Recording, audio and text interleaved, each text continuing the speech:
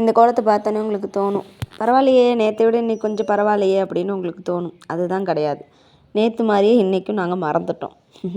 நான் சரி இன்றைக்கி செவ்வாய்க்கிழமை இன்றைக்காவது கோலம் நல்லா இருக்குன்னு அவசர அவசரமாக டேடியை விட்டுட்டு வந்து பார்த்தா, இந்த பச்சை கலரில் போட்டிருக்காங்கல்ல, அதுவும் அந்த வெள்ளை உள்ள முட்டு முட்டாக போட்டிருந்தது மட்டும்தான் இருந்துச்சு.